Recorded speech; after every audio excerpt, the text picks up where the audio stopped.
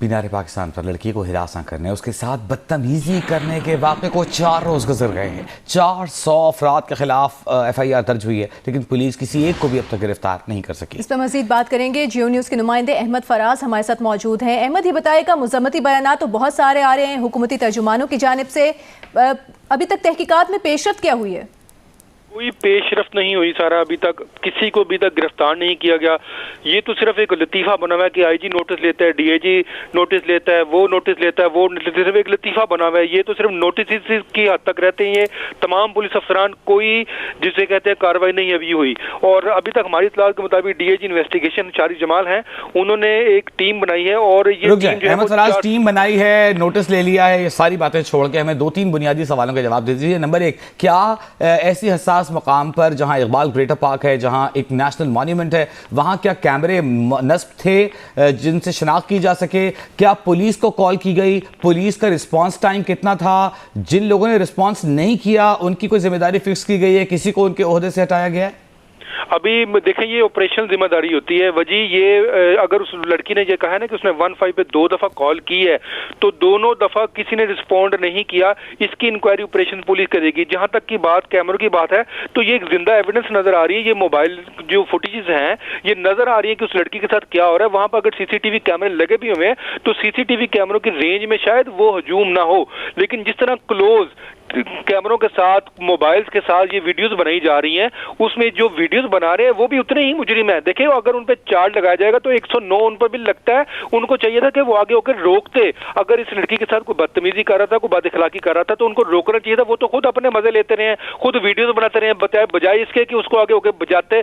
उसको बचाया नहीं गया, उसको उसकी वीडियोस बनाई गई हैं। और 10 से ज्यादा वीडियोस जो है, ये मोबाइल की वीडियोस हैं, ये पुलिस के पास पहुंच चुकी हैं। और यही जो है, क्या कोई पेट्रोलिंग दस्ता ऐसा मौजूद है वहां पर कि खुदा ना खास्ता किसी की तबीयत खराब हो जाए, कोई नक्शे अमन का वाकया हो जाए? इतने सारे लोग 14 अगस्त को, 23 मार्च को इस मुकाम पर आते हैं। क्या कोई पेट्रोलिंग यूनिट, डॉल्फिन यूनिट को यहां तैनात है जो ऐसी किसी सूरत में मुदाखलत कर सके, या इस बारे में कभी सोचा ही नहीं गया?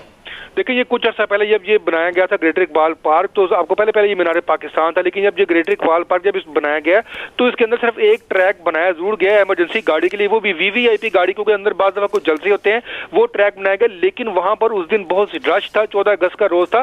वहां पर अगर इस लड़की ने 15 पे कॉल भी की है, तो वहां पर कॉल के बावजूद पुलिस ने वहां पर रिस्पॉन्ड नहीं किया। और यहाँ पर दावा यह किया जाता है कि जी 5 मिनट के अंदर पुलिस वहां पर पहुंचती है। वहां पर ना पुलिस पहुंची है, ना डॉल्फिन पहुंची है, ना पीरूज पहुंची है, ना मुकामी पुलिस पहुंची है वहां पे। तो अहमद, ये कहा जा रहा है कि पुलिस ऑफिसर्स ने इस वीडियो का जायजा लिया है, तो अब वीडियो से मुलजिमान की जो शिनाख्त है उसके लिए नादरा से राब्ता करना पड़ेगा, और वो मामला जो है वो ताखीर का शिकार हो जाएगा। मुहर्रमुल हराम की 9वीं और 10वीं की छुट्टी है, तो इस मामले का जायजा लेने के लिए, मुकम्मल शिनाख्त करने के लिए कितना वक्त लगेगा? पुलिस जराये क्या कहते हैं?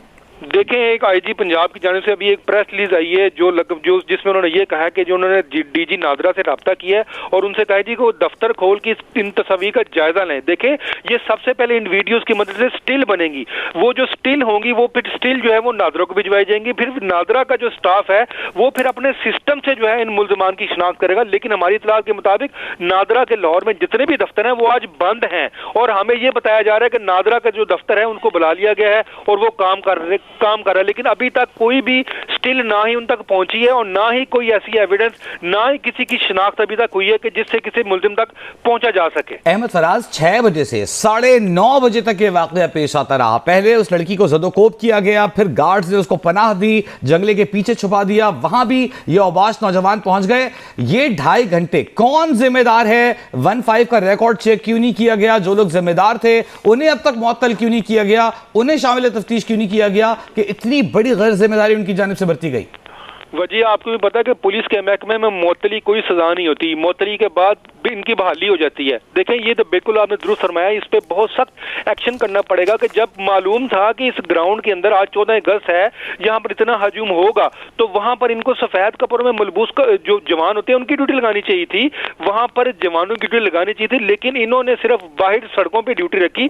सड़कों पर भी ड्यूटी इस हद तक थी कि क्योंकि वन विलिंग हो रही होती है, लोग फैमिलीज को तंग कर रहे होते, तो इनका जो ज्यादा जो इन्हसार था लाहौर पुलिस का वो सड़कों पर था, मेन रोड जो थे खासतौर पर लिबर्टी, डिफेंस या लिंक रोड जो थे वहां पर पुलिस हमें नजर आई थी, लेकिन ऐसे पार्कों में ड्यूटी उस दिन कहीं नजर नहीं आई। लेकिन शायद अगर वहां पर पुलिस मौजूद होती, सफेद कपड़ों में मौजूद, जिसको हम पंजाब में चिट कपड़िए कहते हैं, अगर वो वहां पर मौजूद होते तो शायद ऐसा वाकया बिल्कुल भी पेश ना आता। अहमद फराज, अब आगे इस तरह के अफसोसनाक वाकयात पेश ना आए, आपकी पुलिस जराये से बात हुई होगी, क्या कोई हिकमत अमली है जिस पर वो काम करने जा रहे हैं कि पब्लिक प्लेसेस ऐसी जो हैं जहां पर लोगों का रश हो सकता है ऐसे अहम दिनों पर, उस पर सिक्योरिटी को यकीनी बनाया जाए कम से कम?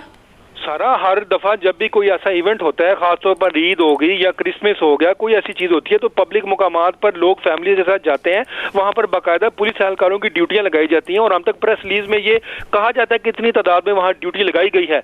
लेकिन ये जो वाकया हुआ है, इस वाकये ने तो बिल्कुल सबको हलाक कर रख दिया कि जिस तरह वो बच्ची अंदर मौजूद है और वो 2.5 घंटे तक अंदर मौजूद रही है, किसी ने उसकी हेल्प नहीं की। इवन के यहाँ पर ग्रेटर इकबाल पार्क के अंदर 50 से ज्यादा उनके अपने सिक्योरिटी गार्ड भी हैं, वो सिक्योरिटी गार्ड भी उनकी उसकी मदद तक नहीं पहुंचे।